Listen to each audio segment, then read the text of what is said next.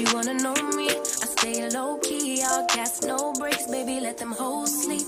Body on 10, make your girl OD. I get in my way, never out of my lane. Feel like you the one and I'm on one. So what it's gonna be? Baby, squad up, we finna go deep.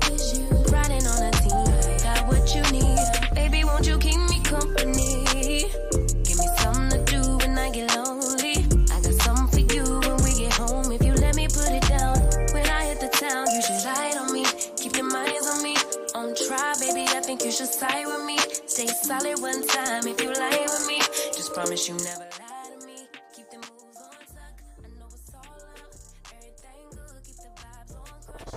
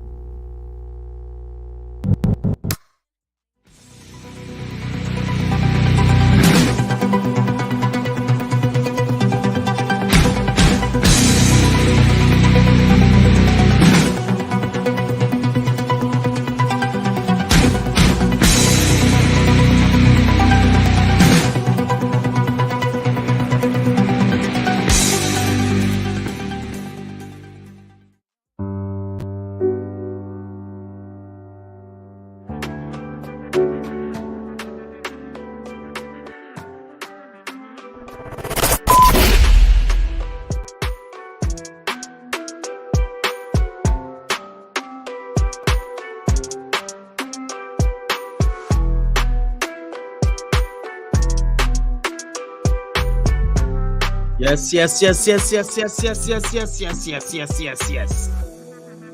Yes, it's Monday right here. I know what I'm talking about. It's Monday, people. I tell you, it is what it is. Chelsea in trouble. Signing anything they like. We don't care.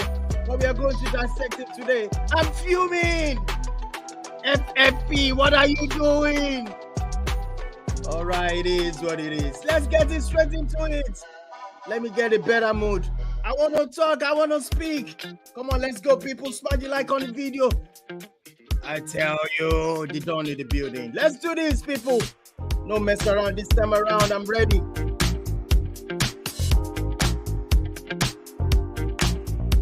I'm fuming. What's going on, people? Back again with this video. Let's do this, people. Today is Monday. Let's get things straight. What is going on with Chelsea? Liverpool in the mall. I don't know what it starts from, but we got to do this, people. I want to welcome this great gentleman straight up. You don't mess around. Shaya in the building. Prof in the building. Kule in the building. Robbie. It's also in the building. Irate. Liverpool fan, what are you people? What are you guys feeling? How are you feeling where you go to sign? I can help you, Liverpool fan. I can call on Odio Gallo if you don't mind, people. Liverpool in the mall. So first, let me work on this great man.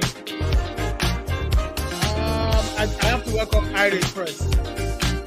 I'm serious. I have to welcome Irate. I just have to welcome Irate.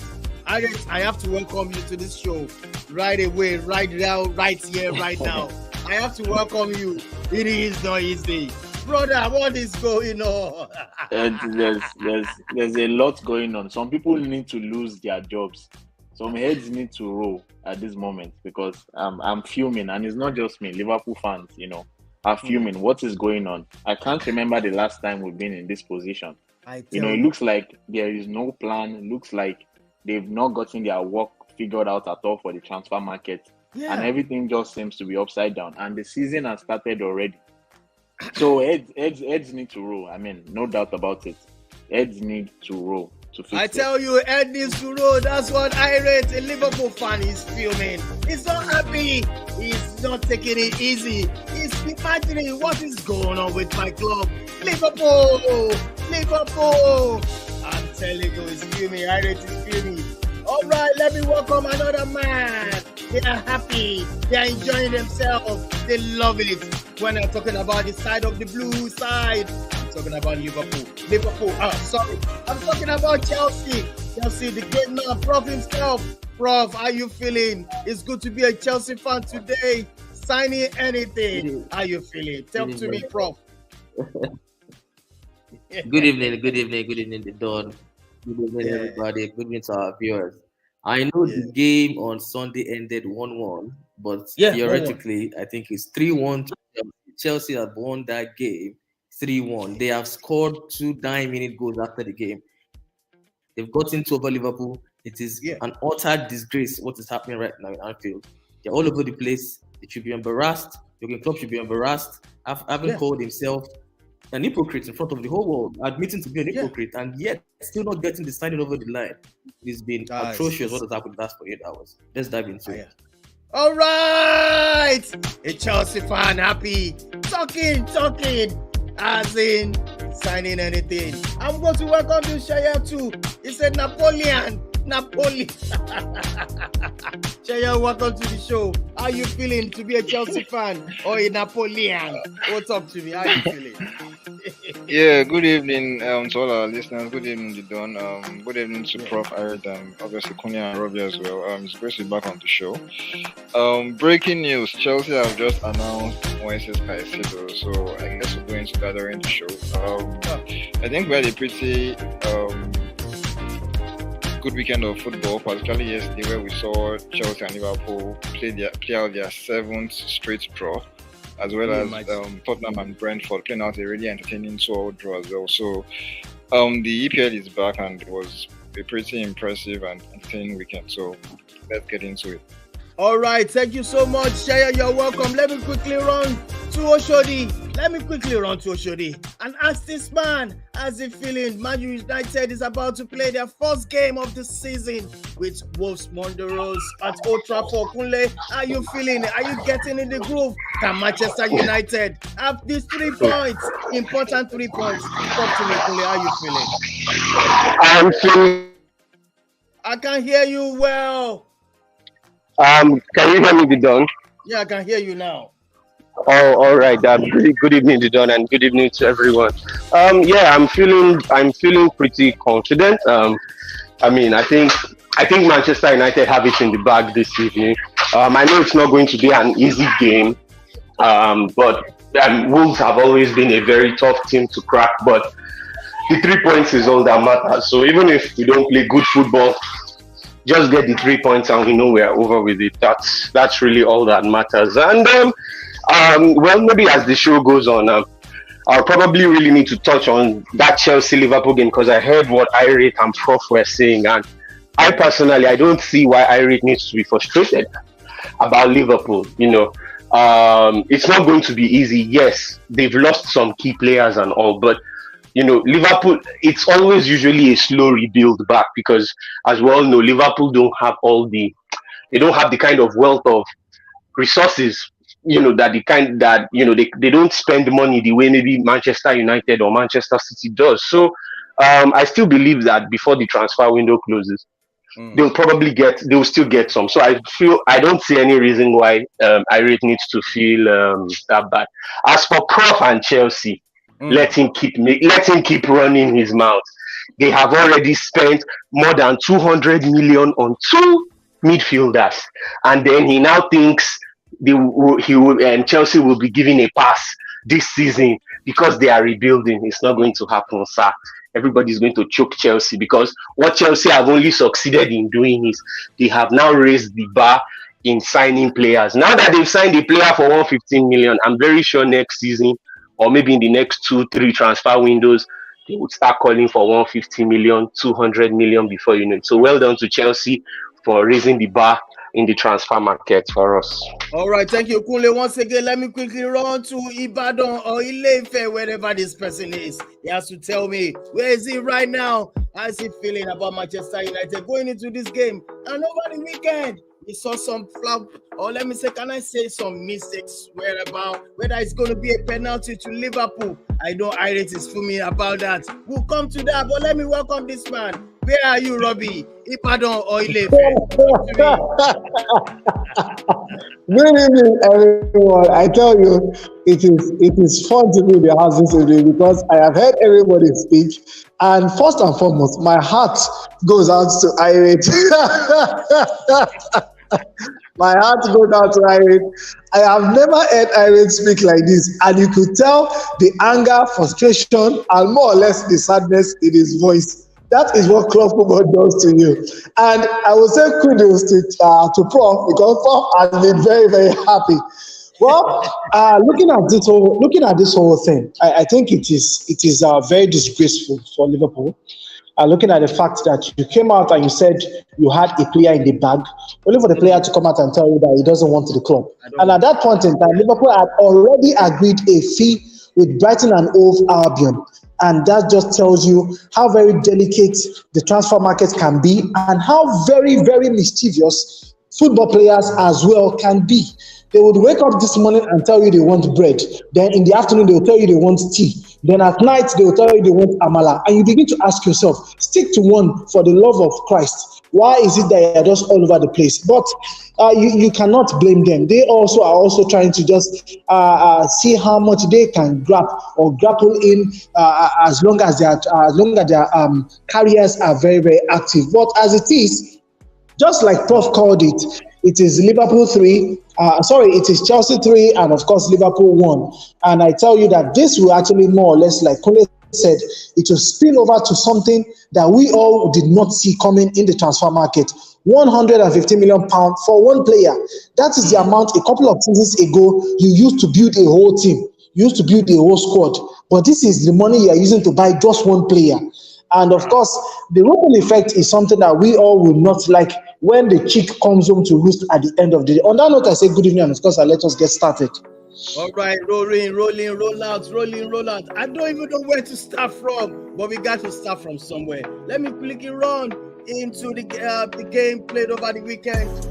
Right here, Burnley were beaten by Manchester City. That's the game ended 3-0 in favor of Man City. Moving on to Arsenal. Arsenal won their match 2-1 with Nottingham Forest. The goal coming in late from Nottingham Forest, thinking it's going to be 2-2, but Arsenal, they held on to make it 3 points in their kitty. Look at that game, West Ham versus Bournemouth. Another one, draw, 1-1, equal game, and it ended 1-1. And Brighton, they're flying. They beat Luton, the newcomer. They told them, go and sit down. Are we your mates? So they gave them 4-1, and Everton losing to Fulham at home. I'm telling you, this time around, Everton, needs to get their hands together. But all this will be mentioned. We'll talk about the most important game over the weekend. Look at Crystal Palace winning at Sheffield with 1-0. And Newcastle telling everybody, beware. We are here, 5-1 to Aston Villa. I couldn't believe it. But the game ended 5-1. Brentford with Tottenham Sport, they drew 2-2. And also the Chelsea game yesterday, we thought there's so much goal there, but it ended 1-1. Let's get straight into this, guys. But let me see whether we have another talking point. I think it's going to be La Liga. At the result, Almeria, they lost to Vallecano, and Sevilla losing to Valencia. This is the first, the week one at La Liga. Palma, Real Sociedad drew with Girona, and also La Palmas drew with Mallorca. So much draw, but Real Madrid, they make sure they have 2 goals. That's 3 points. Osasuna also have 3 points as well too. Villarreal were beaten by Real Betis, while Barcelona, they drew with Getafe. That was the result for the weekend. Moving on straight, let me see whether I have something to show. That's a Bayern Munich were beaten 3-0 by Leipzig. Was a goal by almost 3 goals. The machine guy, that guy is a baller. He scored 3 hat-trick in that game. So let's get straight into this. First of all, guys, I don't know where to start from. Please help me. Robbie, where do we start from? Robbie, can you hear me? Yes, I can hear you loud and clear. I think more or less we can talk about the week 1 result of the English Premier League season. And of course, looking at the fact that Erling Haaland, that man is is more or less a nightmare now that nobody has an answer on how to stop him. And one news I tweeted today was the fact that even Burnley players, about 3 of them captained Erling Haaland in their FPL team. That was last week. So it tells you what is going on even in the camp of the supposed enemy. So Burnley players captained Erling Haaland in their FPL team last week, and of course that man proved to them that they did the right thing when they faced off. That was on the field of play. Yes. So I think we can start off from that. Erling Haaland, one man that is doing amazingly well in the English Premier League. Yes, there's a little bit of an argument between himself and Pep Guardiola. That was at halftime, and reports had it that Pep Guardiola was not happy at how he was screaming at Bernardo Silva, because at first half he was on a hat trick and he wanted to score. He wanted to score one more goal to complete his collection, but it didn't happen for him. And of course, Pep Guardiola told him that he wanted Man City to slow down the pace of the game going into the break, so that at least they will not allow Burnley come back into that game. And that was more or less how the whole issue was squashed. But as it is, it just shows the hunger in the player, and it shows the ambition of Pep Guardiola going into this season. Yes. I have a message coming out straight to me. They want us to discuss about the saga that is going on with this team. Look at this transfer talking point. I think that's the most important thing right now, guys. I'm going to start with this. Kunle, we have a chat about this. What is actually happening to Chelsea? Do you think this is the best way to go? Look at those players they've signed. No, I think this is actually the best way to go here, because I think it was actually very clear that when Graham Potter was coming in, that many of the players that they had were not, you can't really say that these were players that you would want to continue playing with in the next 3-4 years. So, I think I really have to give kudos to Todd Boehly for how he was able to circumnavigate the transfer, doing the deals in such a way that, Chelsea won't be caught in the FFP web, And I think this is something that shows that, look, we can criticize Americans all they want, but you see, when it comes to business, and this is not maybe being classist or something, I think Americans know how to do business better than anyone in the world, because they know where to find loopholes. And this is generally speaking, not just in football. They know how to find loopholes where, look at the Glazers, for instance. How would you look at the way they bought Manchester United? They didn't use their money. Yeah.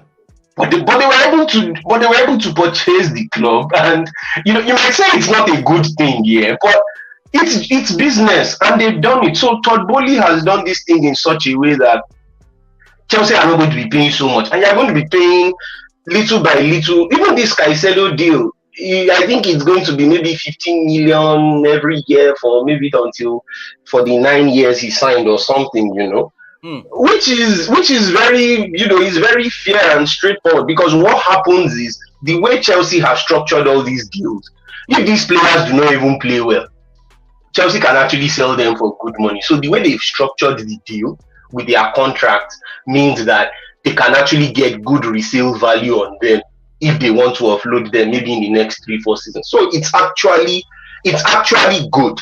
But now the question there is that you've signed so many players in a short space of time. Mm-hmm. This is the social media age that we are in, where nobody is going to keep quiet. Everybody will make noise, right? So me personally, I'm a person who I'm ready to give time, right? I'm ready to give time. Because these things are not easy. But we live in an era where, look, if you don't hit the ground running, they will start coming for you.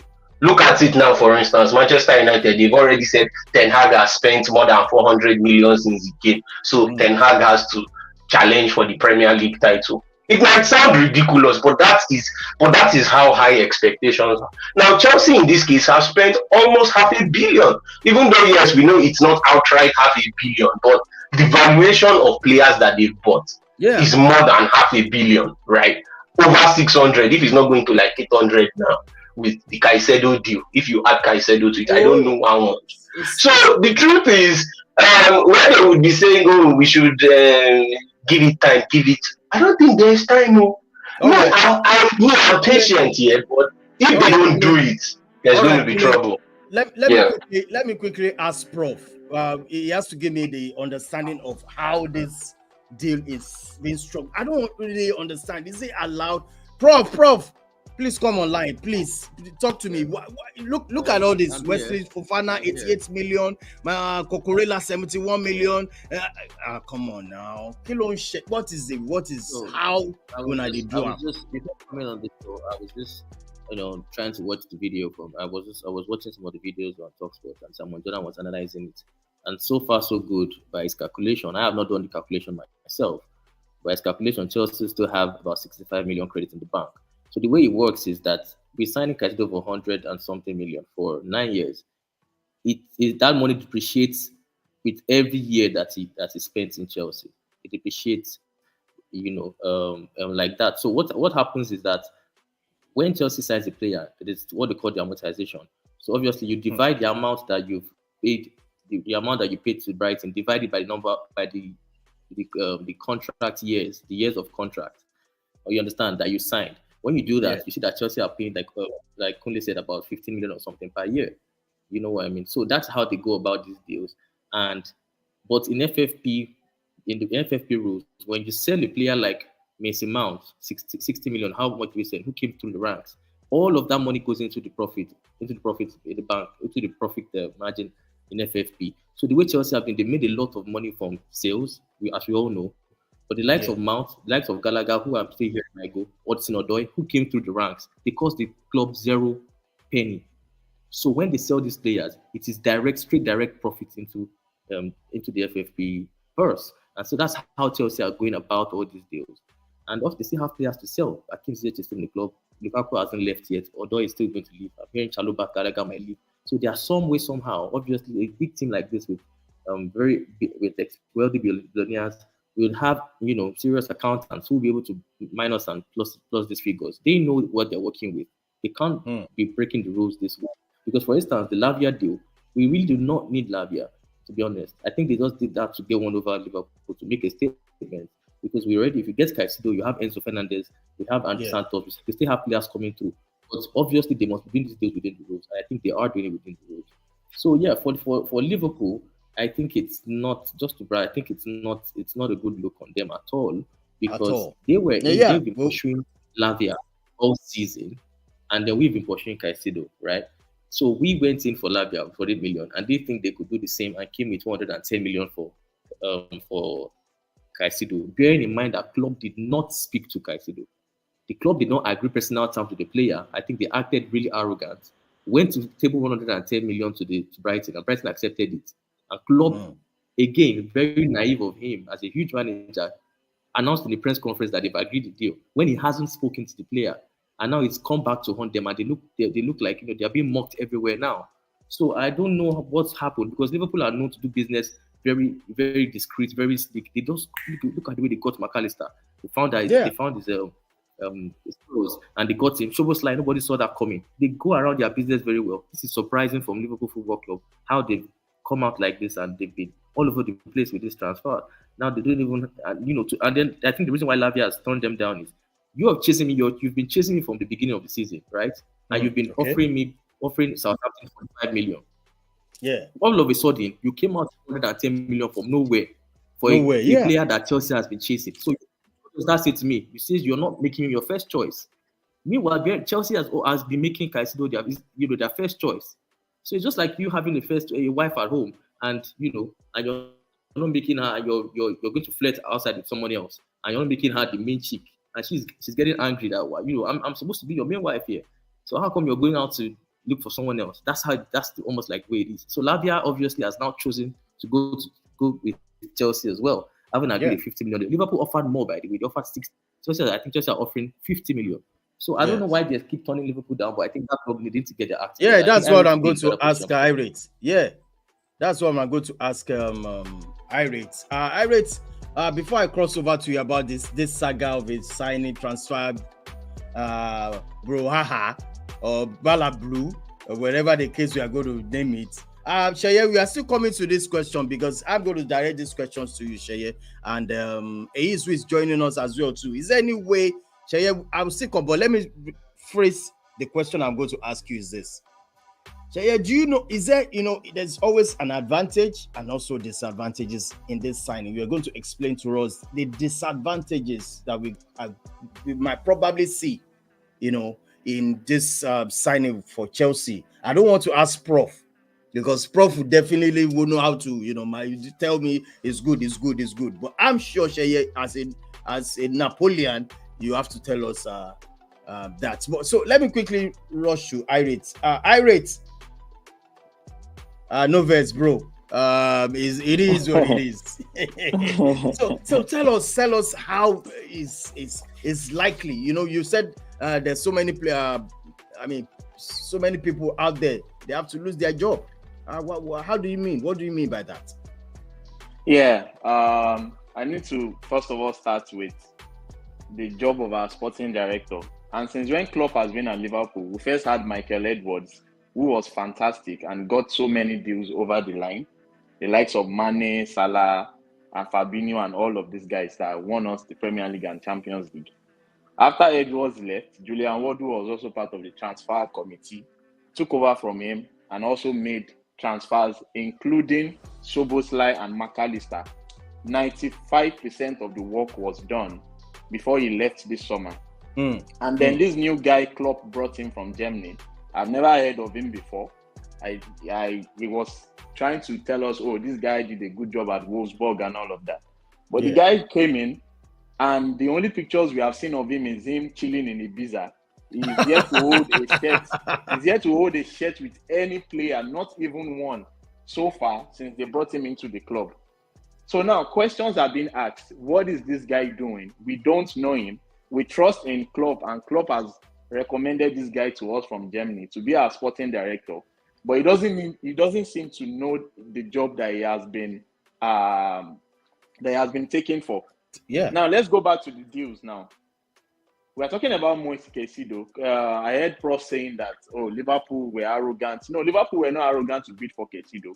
Liverpool asked Brighton if we could bid for Caicedo, and Brighton was like, yes, we are selling to the highest bidders. And then Liverpool bid for Caicedo. But what is really getting me upset is the fact that you pursued Lavia for a huge part of this summer, and you couldn't pay 50 million for Lavia. Instead, you went for Caicedo with 110 million. After you have been turned down, you should have just shamefully taken your bid and bid for another player. There are so many other options in the world. I really don't know what the fuss about this Lavia guy is all about. I'm yet to see it. I'm telling you. There are so many other options you can bid for. So many DMs around the world that you can bid for. So I don't know why they now went back to Southampton with 60 million. And if I'm Lavia, I'll be telling you, I'm not sure your club wants me, honestly. I'd rather go to a club that bid for me and is not going all around trying to get a replacement. So if I'm Lavia, I'm also not coming to Liverpool. So that is what is really getting me upset, honestly. It's the fact that they shamelessly went back in for Lavia. I didn't expect that. The sporting director should know better. Go for another player. There are many DMs around the world you can bring in. So the way that they've gone about this transfer has been a mess.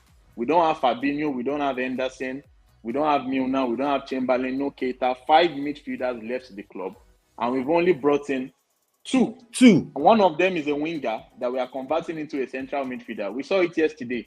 Look at our midfield yesterday against Chelsea. Terrible. McAllister is not a 4. Gakpo is not a central midfielder. And then Szoboszlai played on the wing throughout last season at Leipzig, and now you're converting him into a midfield. So the midfield was absolutely terrible. So that's the situation we found ourselves in. Since I've been, I really can't remember the last time I've been in a situation, honestly. Since I've been a Liverpool fan, especially in the Premier League. Not under Benitez, not even under Brendan Rodgers. And there are even times that players turn you down. That's fine. Before we got Mane, we wanted to go for Mario Götze. He turned us down. We wanted Julian Brandt. He turned us down. We wanted Pulisic. It didn't come true. And then we went for Mane.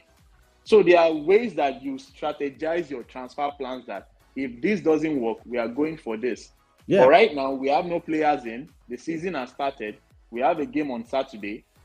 Are we able to bring someone in between now and Saturday who is going to take up that position and start playing immediately? I'm not sure about that. So that is why people are calling for the head of this new sporting director. As far as I'm concerned, he's yet to do absolutely nothing.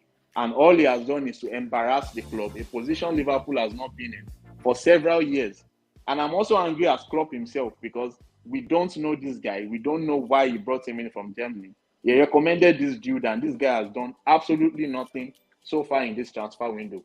So as a Liverpool fan, I'm very, very upset right now. And honestly, I just think we should look for someone else to replace him because this is really embarrassing. Absolutely embarrassing. So I want to cross over to. Sorry, but can I just ask? Can I just put it? Oh, okay, sorry. Okay. Yeah, sorry. Just a word on Todd Boehly and Baghdad Eghbali, the Chelsea owners. I think they've been absolutely incredible. Everybody was bashing them when they came into the club, and they learned on the job. Going out buying the scattered approach buying players. We can see now. I'm just surprised a lot of people are not talking about it. We can see that the club is going through a clear direction of signing world-class talent. Giving them long contracts to last them a decade. And this is very evident. The style of play, Chelsea is changing. This team is they are building something in that club, in that football club right now, Chelsea. And Eghbali and Todd Boehly have been very integral in that. They put in football people in the right places. Paul Stanley and Lawrence Stewart, those two people. Stanley was handling the Caicedo deal for a while. When Eghbali and Todd Boehly saw that it was getting out of hand, they came in and took mantle upon themselves to handle it, and now they've gotten over the line. It wasn't an easy job for them. I must say that I feared the worst when Abramovich left this club. I feared the worst, but now I'm very, very proud to be a Chelsea fan because this is a force that is coming to hit people. That right now, this Chelsea is a real force. So everybody should be aware. Yeah. All right, thank you so much. I'm sure he is getting ready. There was no Lano. If we not go Lano. Sorry, Didon. Can I just make a comment on what Irate said? Yeah, based on Irate, you know what?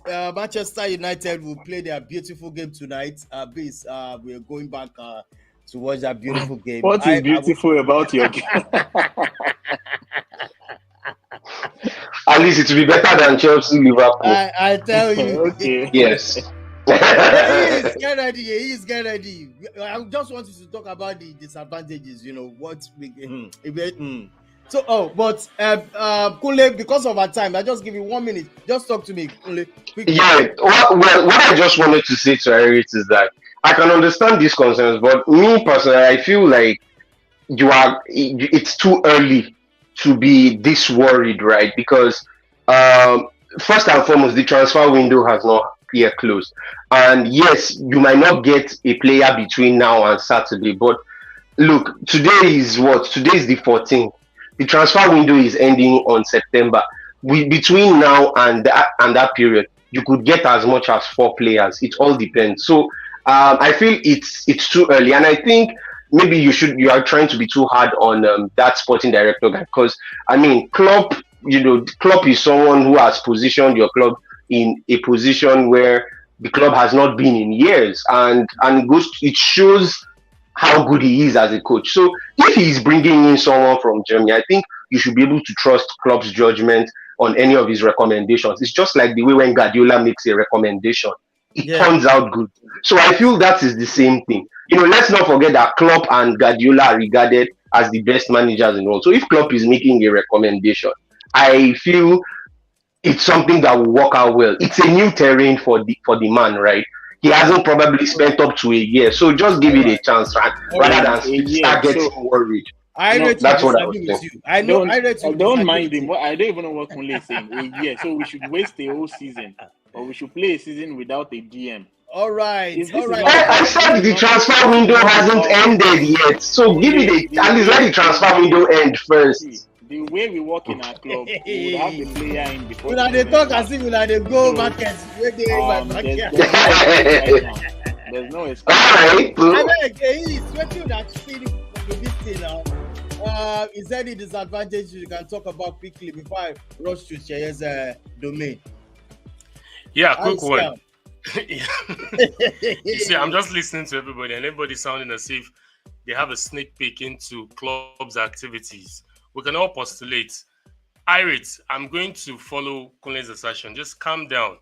We heard a lot about this concerning Edu. That Edu doesn't know what he's doing. He's doing barbecue in Brazil. He's not signing players. See, some of these things we don't know. We don't know what they see in the inside. Why would you want to go for a player like Caicedo that has cost a rancor within 3 transfer windows? Some of this thing goes beyond just the money we put on a player. Some of this things goes beyond the ability of a player. Some of these things, they look at the player's psychological impact that he adds to the squad. Is he a player that would come in and add unity? Is he a player that would come in and cause a rancor? Who knows? We don't know. We don't have details to this. What we just see is, hey, a club signs a player. We don't know the background details that goes behind the scene. So if Liverpool loses Caicedo, it shouldn't be a big deal. You can go on and get other players. Arsenal bidded for Caicedo. Chelsea came into the mix when it was in the January transfer window. And what did we do? We moved on because we as a club, we have a statutory value that we believe in. We don't go into bidding wars with any club.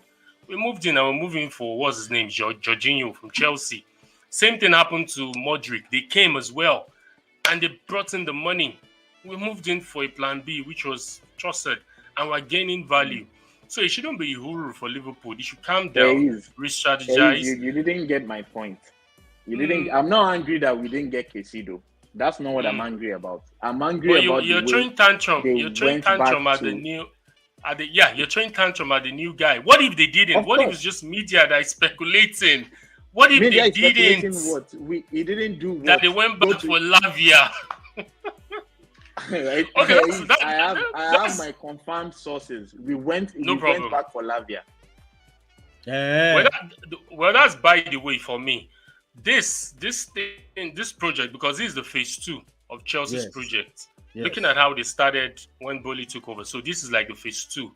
If you to look at it like in a project management style, it's no more a pipeline. It's no more a parallel. It's like we're now there. We're in there because if you have a midfield combination of Caicedo and Fernandes, Wharton, close to £221 million, that shows seriousness. That shows business. So if you look at it from, I know a lot of people are crazy about these FFP rules and financial fair play rules. What is going on? Has Chelsea breached? Has Chelsea not breached? For me, it's none of my headache. I know they are doing their business. And the business they claim they are doing is the money circulating around clubs that they own. And I hope maybe if that loophole is not well catered for, possibly that could be a loophole. They could nip them. But like I said, good business. Caicedo in. Are we going to have any excuses for Poch this time around? Because I know this same thing happened to Arteta when Arteta had his jurors, when he picked them. The pressure was put on him. If he doesn't do this, he's a failure.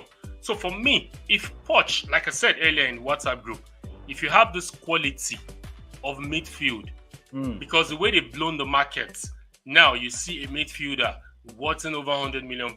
For me right now, Declan Rice would. I'm sure Declan Rice, the whole thing over him would have cooled. I'm sure no more pressure because you now have a midfielder that costs more than him in the EPL.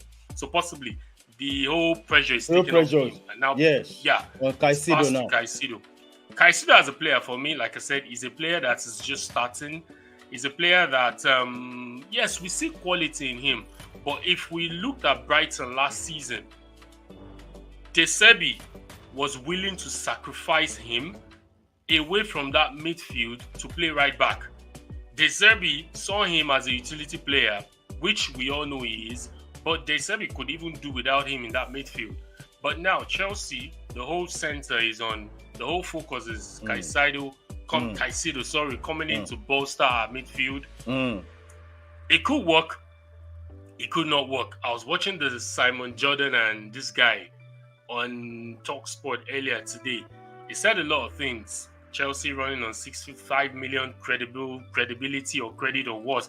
But he said something that if Chelsea fails to qualify for Champions League, Chelsea fails to start bringing in the money If Chelsea fails to start making that money, that is, i.e., qualifying for Champions League, winning laurels, it could come back to bite them in the butt. So that's where the disadvantage you asked. Yeah, that's what I want to coming in. Oh, yeah. Wow. So this is a perfect plan, well structured, so good, sold a lot of players, brought in a lot of players, spent over, like I said, I think I saw 1.4 billion. Yeah. So before we put this on, the pressure was on Man City. Yeah. We accused Pep of buying his defense. That the defense budget he has is higher than the military budget of some countries. But now, I like this. The pressure is on Chelsea. So it's left for Chelsea to start winning laurels and start making money to recoup all these investments. All right, let me ask you quickly. Sheye, you are so happy, you are so elated, you are happy like Kilode. Now talk to me, Sheye. Do you think this thing can work? This signings of player, they work. Talk to me, Sheye. Remember, Manchester United are playing their first beautiful game of the season. Please, let's go for it. Yeah, he's just mentioned what I was actually going to talk about regarding results on the pitch. That's the major disadvantage, if you want to call it that. I feel the long-term repercussions can be grave if Chelsea don't, for one, make the top 5. And it seems due to their coefficients in competitions in Europe, if they end 5th in the league, they are going to make next year's champions due to the revamped nature of the competition. So if they can make the top 5, that means they will make the Champions League, so you'll get the Champions League money. So ultimately, they need to compete in the league and end in the top 4 or top 5 because all the signings they've made will make things pretty complicated if they can't make next year's Champions League. So that's the potential disadvantage. But I just feel, like Prof mentioned earlier, I think in the last 6 months, they've made smarter signings, even though I've had some issues with, even though I've called for a midfield revamp in the last 6 months, I feel if they knew they were going to go for Lavia and Caicedo, obviously Caicedo was the main target, but if they knew they were going to go for Lavia, I don't think they should have signed the Leslie Ugochukwu guy from Ron, because I feel now they seem to have it seems to have a bloated midfield, because now they are likely going to let go of 1 or 2 players. It's looking likely to be either Andre Santos on loan, Leslie Ugochukwu on loan, or they might have to sell Conor Gallagher. So I think they face a seemingly bloated midfield. So let's see how they deal with that. But I feel in the last 6 months they've made pretty astute signings on paper. Of course, they've also had to splurge on Enzo Fernandez and Caicedo. But I feel those players, they have the talent to play for the club for several years. So let's see how things play out eventually. All right, before we move on to this, to the next one, we still want to talk about Robbie, please, Manchester United versus Wolves. What's your take on this game coming up shortly? Talk to me, Robbie. All right, a quick one on United against Wolverhampton Wanderers. Just to give you some perspective on that game, United have played 31 opening day fixtures, and they've been able to win 20 out of those 31 opening day fixtures. 19 of those games have been played at Old Trafford, while 12 of those games have been played away from Old Trafford. And of course, looking at the whole game situation, like I said, United have won 20 of their 31 opening day games. Opening day fixtures. They've drawn 4 and they've lost 7. So United are more or less poised on paper to win against Wolves. And in the last 5 meetings between both clubs, United have won 4 out of those 5 games. So there have been no draw in the past 5 meetings between both clubs. So like I said, once again, United are more or less favored to get the victory in this game. And for Erik ten Hag, who has been able to bring in that man that is Mason Mount, and of course, I redig the midfield as it is. I almost said Bernardo Silva. Bruno Fernandes is also somebody that is looking forward to the new season. And of course, you have that man that is Rashford, also looking to more or less lay down the markers. I think United should get a win in this game. I don't know how they're going to do it, but I think United will win with at least 2 goals in this particular match, because as it is, they want to hit the ground running, like Kole will always say. And of course, there is no excuse for United not to win this game. The most dangerous man for Wolverhampton Wanderers has left the club and he has gone to Saudi Arabia. So that tells you that the set-piece threat that Wolverhampton Wanderers bring in this game or carry with them has left the club via that man that went to Saudi Arabia. So, and as it is right now, Adama Traore also, this is one man that we know has so much pace to burn in him, has also left the club. So I think the key positions that more or less would have given United some form of headache are not there any longer. So this is a totally different Wolverhampton Wanderers squad, and I think they are there for the taking for United, as long as United can hit the ground running and, of course, make sure that they go all out to attack them in this game this evening. Yes, I want to ask quickly before we wrap up the show to go and watch the best game so far. Talking about Manchester United versus Wolves. Prof, I could see something. Top 5. Do you think Chelsea will make top 5? Yeah, I'm clipping this. Remember? Yeah, I'm not. I saw something. I saw something on the chat. Yeah. Okay, let me say, I'm seeing something. The goal. I'm saying that the goal for Poch and Chelsea. People are hearing you loud and clear, Prof. Yes. They want to know. Can Chelsea make top 4? I mean, top 5. Yeah, I'm coming. I saw Enzo Fernandez come out and say that, Chelsea want to win the league. It shows the mentality that these players have. They know that they are one of the biggest teams in the world. And once you put on that shirt, you're fighting for the biggest trophies. They know that that's what they are fighting for. But realistically speaking, it's a new manager. They put in new kids, young players playing together for the first time. The goal is top 5. But I personally, if you're asking me where I think this team will finish, I think they'll be in the top 4. I said it already when you asked for my prediction. They've secured Caicedo and Enzo, which for me is the best partnership in world football at this moment in time. Oh my goodness! Massive. How can a partnership that has not played together be the best in world? Don't worry. Is this spiritual realm? No. What are you talking about? And people will see. John, don't worry about it. I am not going to let this slide. I am not going to let this slide, because you know why? Because this guy put a lot of heat on Arsenal last season. Yes. And despite what Arsenal did, despite the show Arsenal put in, games after games after games, he was always putting the heat on Arsenal. And you come on a live show, yes, and you come on a live show to dare say, just after one game, that Liverpool didn't turn up for just 30 minutes, and the remaining 60 minutes, I don't know, they just went berserk. And you're coming just because you saw you've not even seen these two players play. You don't even know if they will gel. You've not even both of them have not even played. Let me finish. Both of them have not even played together, Caicedo and Fernandez, as you so claim, and you're saying they are the best midfield player in the world. I think the player together is best in the Premier League. I know. Come on, it's a big call. And also,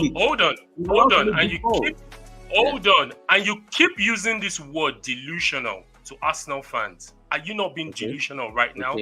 If you're saying Caicedo, and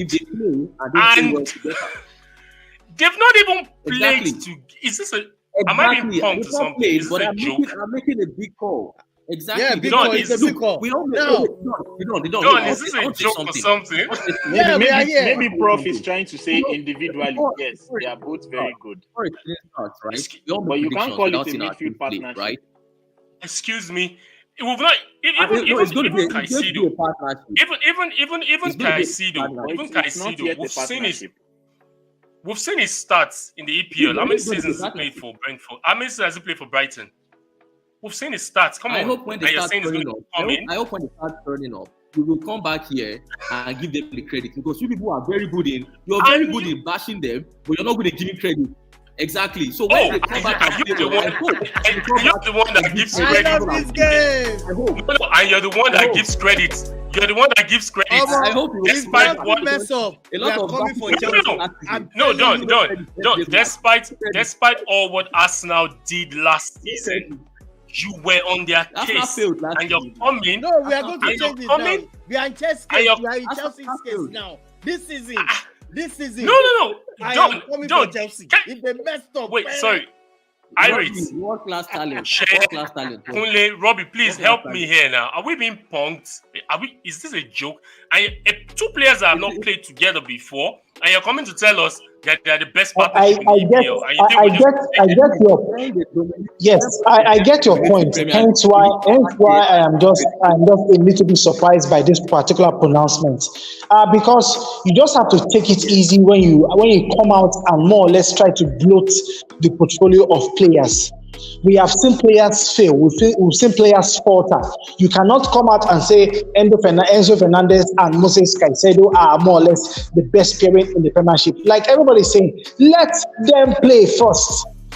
Let them play first. Even Klopp.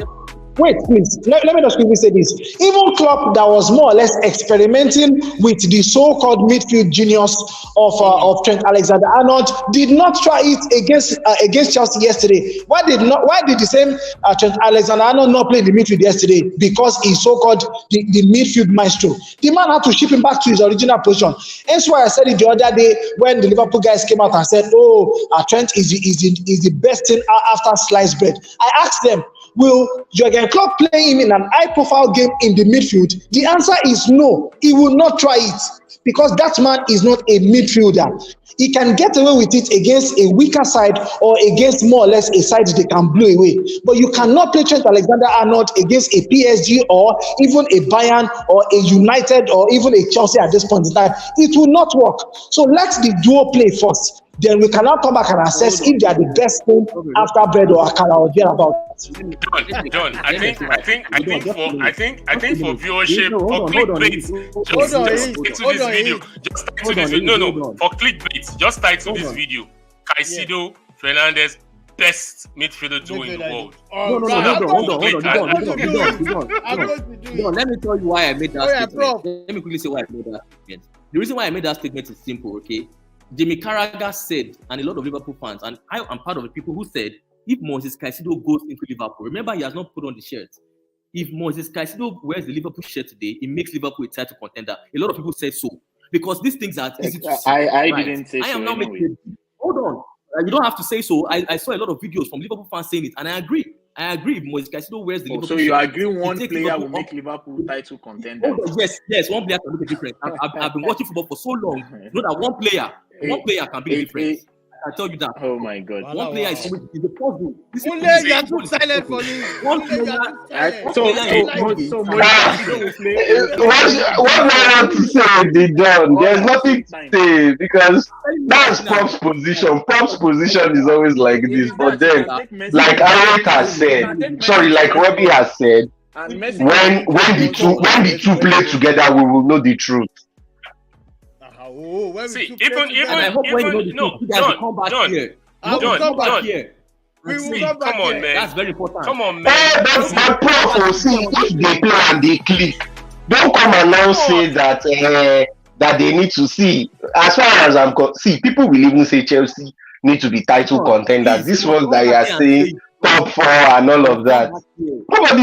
Nobody is going to give Chelsea slack this season because like you said, you didn't give Arsenal slack last season for missing out on the title, right?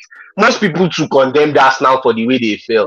So the truth is, if Chelsea don't kick with the investments, people are going to come for them.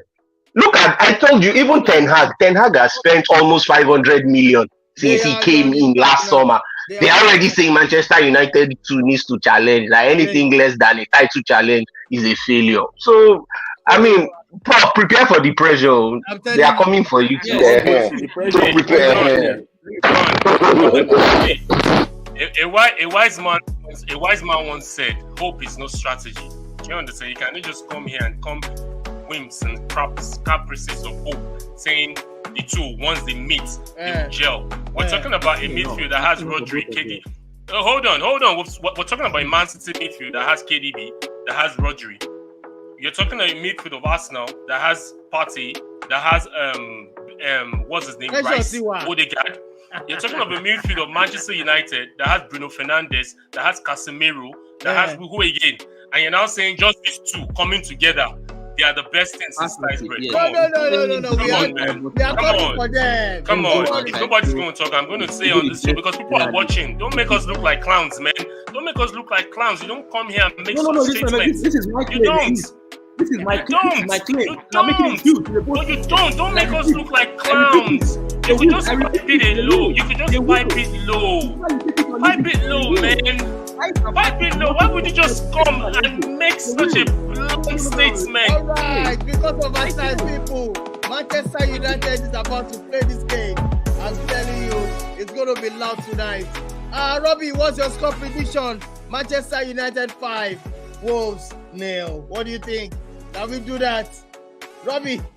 Well, I don't think it's good. I don't think. Abana.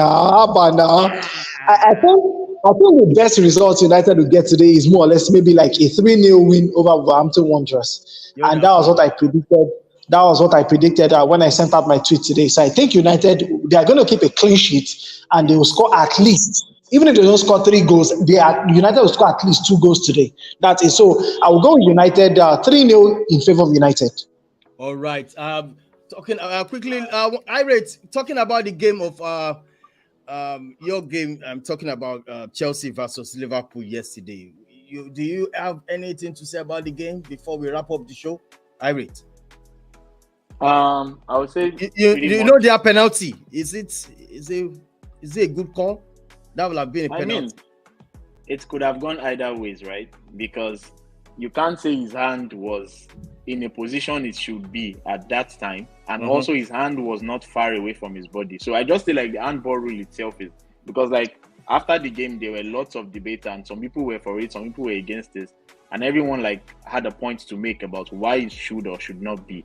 Yeah. So the handball penalty rule, for me, if you ask me. Well, penalty if you ask me. But his hand was not out of his body, Robbie. It wasn't out of it. He's not in a natural position, but it wasn't out of his body. It was close to his chest. The hand changed the direction of the ball. If that ball had gone into the net, would they have been counted as a goal, yes or no? Yes, definitely. See? But like I said, there are still gray areas around that rule. But I don't even want to base the analysis of that game on the handball because so many other things happened. Chelsea had a couple of chances and then dominated large parts of the game, despite Liverpool starting very well. Also, we saw Salah being a peloton child he can be at times, which is not a problem. It's not the first time he's doing it. Also, our midfield for me is just it was shambolic. They could barely put a tackle in. McAllister struggled at some point. Yeah, Gakpo his positioning was just zero for Gakpo. He didn't know who to pick up. He didn't know what to do. So we shouldn't have that midfield against Bournemouth coming this weekend. And also our backline, Alexander-Arnold, is the same. He has not changed and he has remained the same in that position. And that's why I'm flummoxed to see people saying Caicedo would come in and just make us title contenders. Out of the 4 we have in our backline, we have 3 guys that are out of form. Robertson is currently angry that he's playing in a back 3 and unable to go forward. Yeah. Van Dijk is a shadow of himself. The only man at the back putting his body on the line right now is Konate. Imagine Konate not in that team. We would be losing 2, 3, probably even 4 goals in a game. That's how important Konate. And this Konate we're talking about is also injury prone. So for some people to come out and say Caicedo will come into the team and play maybe 4 or 5 positions or help Trent defend in one-on-one situations, I wonder how that is possible. So for me, we still have a lot of work to do. Chelsea, yes, they did very well at Stamford Bridge. They had to prove a point to their supporters that they're ready for the season. Yeah. And the point on Stamford Bridge is not always the worst result. But for me, like I said, and I'll stand by it, even if Chelsea signed 3 Caicedos, I still don't see them making the top 4. I still see them in that 6th position at the end. Wow. I stand by it. Hey! I stood by it. they cannot make top 4. All right, I tell you, there's another game I love so much. That's Newcastle and Aston Villa. Sheye, I'm scared of Newcastle. What do you think? I'm scared of that team. Sheye, what do you think about that team? That team is flying. That Isak, that guy in a fire. Talk to me, Sheye. Lastly. Yeah, I think between January and till the end of the season of last season, I think Isak was actually one of the, if not the best player in the Premier League. His speed, the way he harries defenders, the way he goes past defenders, and his finishing ability is just pretty impressive. Too much. And I don't know if his goal scoring is actually, if he can continue, because he's scoring at a really impressive rate. So credit to him, but I don't know if it's sustainable. Let's see how this season goes. Tonali, who some observers said he might not adapt to the Premier League, he came in and had a pretty impressive debut. Let's see if he can sustain that as well. I just think last season Newcastle showed some are still defending, and it seems this year they're going to show pretty impressive attacking menace with Isak in particular. Let's hope he's able to stay fit this season, and let's see how they balance playing UCL football with the Premier League at the weekend, because I don't think they have that deep a squad. I don't think they have the quality to actually balance both competitions and still be effective. So let's see if they are able to get good results in the league and on the continent. All right, thank you so much for that. I think this is how far we can go. After struggle to beat Nottingham Forest. I know you disagree with me. Go and check the video. Seriously, because I've heard a lot of people say struggle. How do you classify that as struggle? Come on, look at the stats. Arsenal dominated that game for close to 80 minutes. Second half, we had chances. Turned up some nice saves. The one Havertz should have scored, and the one, what's his name? Declan Rice should have scored. If those balls had gone in, it would have been 4-0 up. It would have been easy cruising. And one thing I didn't like about that game, Arsenal did, was the sloppiness. And it was same traits that happened last season against West Ham, against Liverpool. If the referee didn't whistle, why do you have to stop? Because they stopped thinking the foul on Havertz would be called, and that was what led to that Nottingham Forest goal. Yeah, sloppiness. Yeah.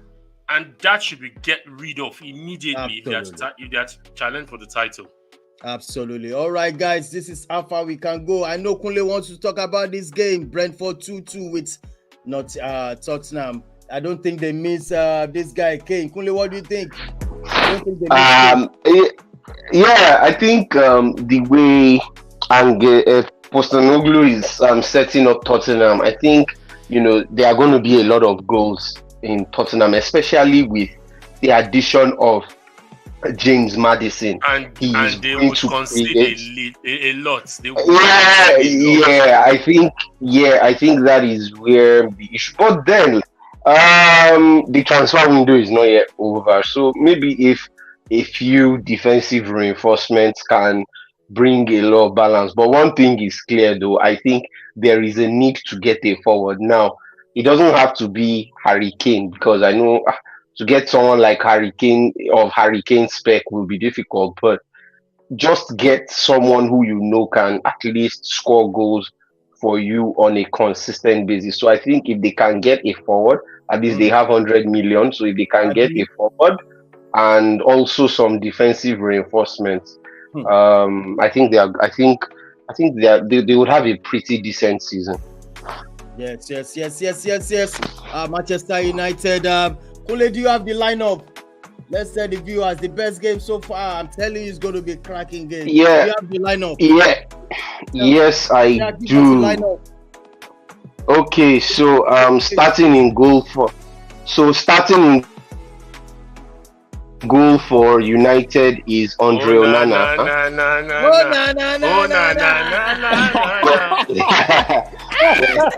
Yeah, then at right back, Saka. Why now? Yeah, then it's Wan-Bissaka at right back. Then the defensive pairing of Rafael Varane and Lisandro Martinez Luke Shaw at left back. Yeah. Then it's a midfield pairing of Mason Mount and Casemiro. Then the attacking players are Anthony, Bruno Fernandes, Alejandro Garnacho, with Marcus Rashford playing as the number 9. Looking at United's bench, United have Victor Lindelof, Harry Maguire, Anthony Martial, Christian Eriksen, Diego Dalot, Jadon Sancho, Dean Henderson, Facundo Palestri, and Scott McTominay. Wow, massive game. Please, guys, this is how far I can go. I want to go watch that. Sorry, John. Yeah. Finally. There is no Harry Maguire for Manchester United to play. He's on the bench now. He's on the bench. He's on the bench. He will soon leave now. He will soon leave. Until he leaves first. Me, I'm not believing me. I've said it until they make announcements before I can talk. Because everything can happen between now and then. So let me wait until the clubs make official announcements. So, Kunle, how about the 19-year-old boy that was writing WAEC that you guys went to pick up for 75 million? Is he not? He's first and foremost, he's 20 years old. He's 20 years old, first and foremost. So he's not a teenager. I didn't know he's now 20. Yeah, he's 20. He's already 20. Point of correction. He's presently injured. But hopefully in the next. Wow. Wait, what is wrong about? Wait, I don't understand. Is there anything wrong in a play? I mean, haven't you signed players where they get injured in training and all? I mean, I don't understand. But so we don't know the duration, but we're hopeful that he will come back. He'll come back soon enough. And if not, I mean, don't worry. We have options. There are options. There are already options that we can use. I mean, we're starting with Marcus Rashford today, and Rashford. We know Rashford would deliver the goals. Can come from Anthony. The goals can come from Garnacho. Even Casemiro can give us a goal. We know what Casemiro is capable of doing when he's up front. So there's no problem at all.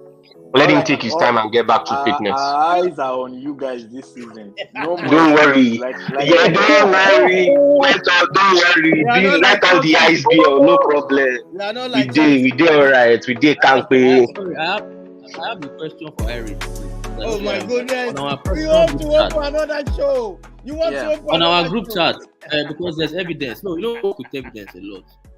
So on our group chat, when Liverpool tabled 110 million for Caicedo, Eric made a statement that he wants to change his Premier League prediction after that. Yes. Can you tell me what you meant by you would like to change his prediction? Since one player cannot express. We all come here and say a lot, but people say a lot of things and forget. Yeah. So let's know why you said you were going to change your after taking 110 million. Yes, and I remember having Liverpool in 4th position, and I was going to move Liverpool ahead in the table, but there's no way Liverpool is winning the Premier League title this season. No way. No, so but one player can make move up the table. That's all I want to find out. Thank you very much. You can go ahead. All right, save this how far we can go, people. Let me leave. Manchester United is about to win their first 3 points of the season. It is. Don't be free. Don't be free. Oh, Nana. All right. Please don't forget to tag this video. Caicedo and Fernandes, best midfielder duo in the world. We are here. All right. Yes. Thank you so much for joining us. Yes. Bye for now. Yeah, thank you, Didon. All right, Robbie. 3 points in the kitty. Thank you so much, Robbie. Thank you so much, Didon. Thank you so much. All right, this is how I can go with you tonight. I'm clipping that. Don't worry. Chelsea, they are in trouble this season. Don't get about it. Kule, thank you so much, bro. I appreciate it. Yeah, thanks a lot. Glory, Man United, 3 points in the bag. 3 points. I can feel it. I can see it. Iris, thank you so much. One love, bro. Thanks, Don. Thanks for having me. All right. Prof. Thank you so much for joining us on this one. Yes. All right, people. Smash like all the videos, subscribe to the channel. This is how far we can go. Manchester United going right there to make it 3 point. Make it count. Manchester United. Bye for now, guys. On to the next one.